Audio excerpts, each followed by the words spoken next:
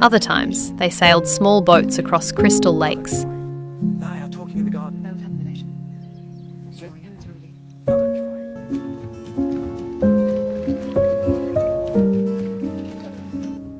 Inventing stories about distant lands and imaginary kingdoms.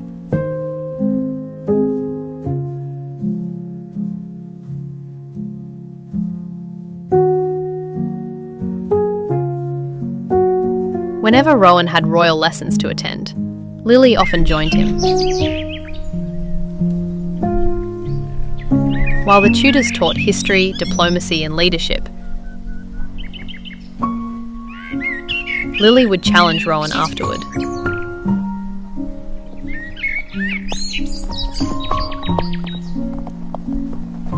Books teach you how kingdoms work, she said. People teach you why they matter. So, together, they visited villages throughout the kingdom.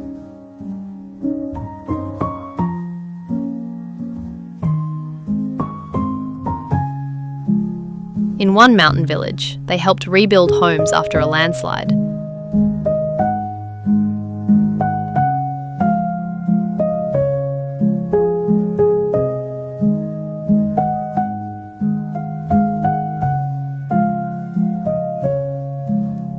In a coastal town, they spent days assisting fishermen whose boats had been damaged by storms.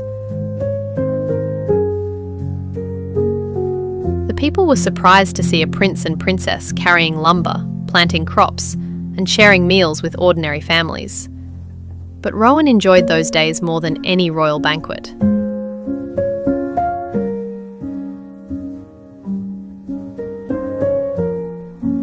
One evening, while returning from a village, Rowan said quietly, "When I was a frog, I thought becoming a prince again would solve everything."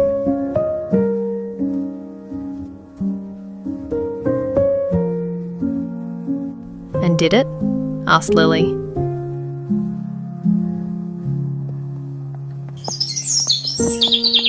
Rowan shook his head. No, but having someone who understands me does.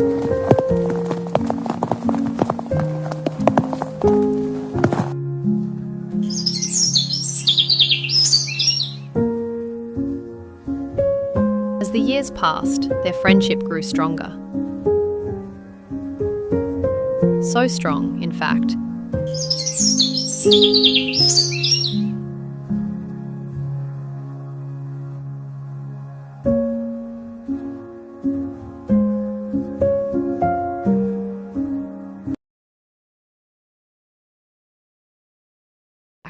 that everyone around them began noticing something they themselves did not.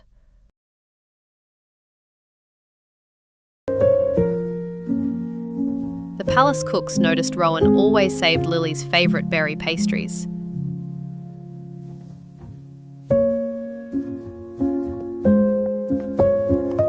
The royal gardener noticed Lily always picked flowers that matched Rowan's eyes.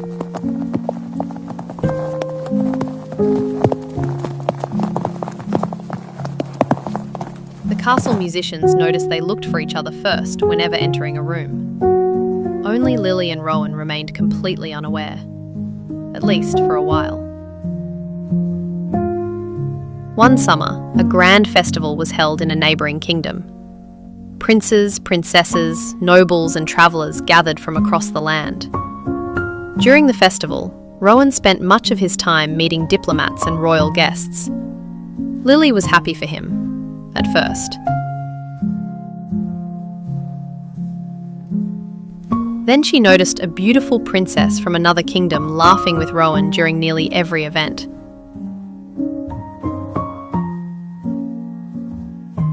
They danced together at celebrations.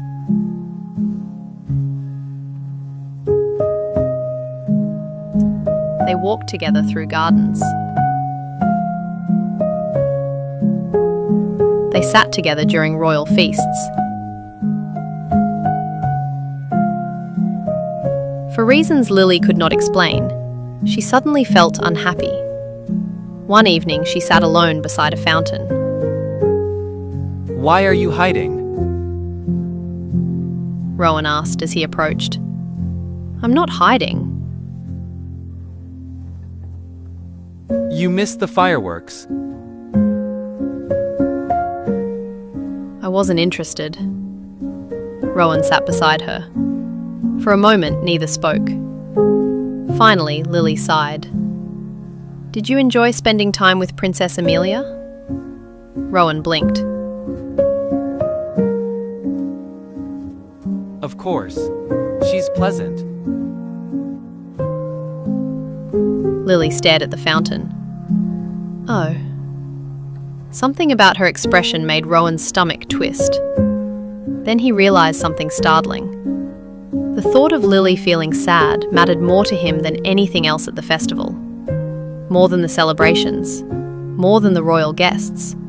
More than the attention he had received. He suddenly knew why. Because he loved her.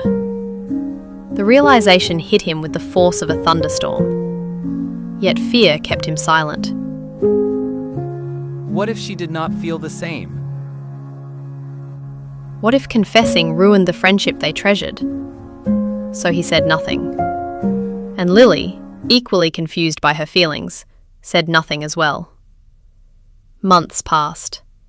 The friendship remained, but both sensed something had changed. One winter, heavy snow blanketed the kingdom. While travelling through the northern forests, Rowan's horse slipped on an icy trail. He fell down a steep embankment. Fortunately, he was not seriously injured, but he could not climb back up. The storm was growing stronger.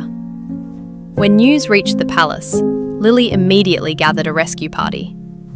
Ignoring warnings about the weather, she led the search herself. Hour after hour, she pressed through deep snow.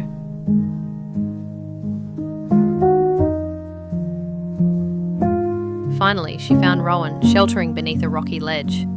The moment she saw him safe, tears filled her eyes. Before she could stop herself, she ran forward and threw her arms around him. For several seconds, neither moved, neither spoke. They simply held each other. When Lily finally stepped back, Rowan saw tears frozen on her cheeks. "I was terrified," she whispered. The words struck him deeply, not because of what she said, but because of how she said it. At that moment, every doubt disappeared.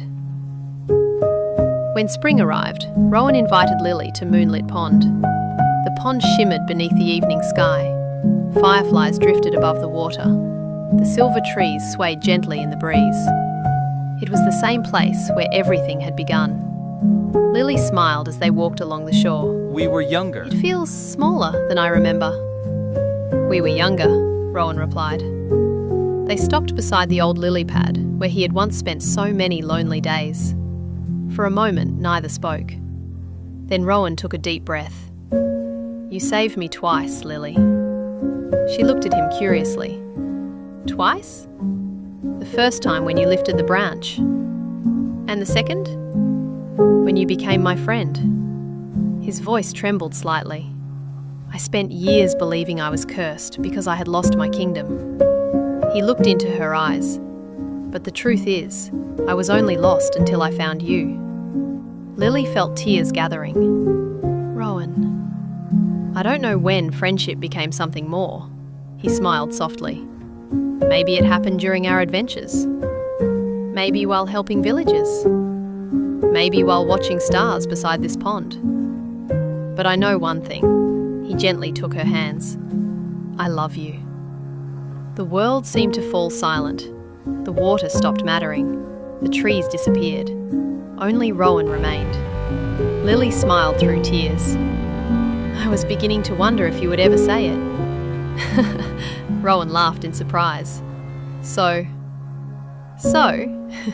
she replied, laughing too. "I love you as well."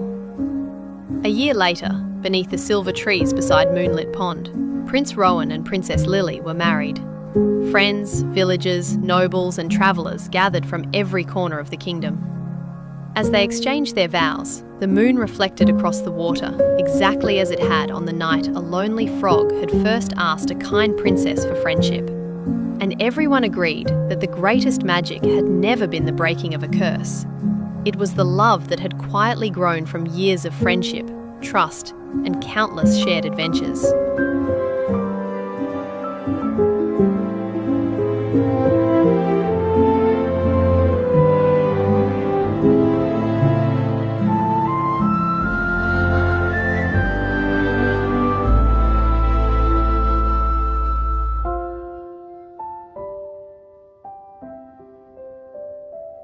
At a moonlight soft and clear, I find a friend who waits right here.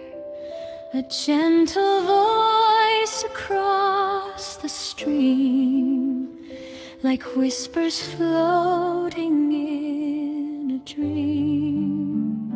Though others pass and never see, kindness shining deep in thee, you teach my heart to understand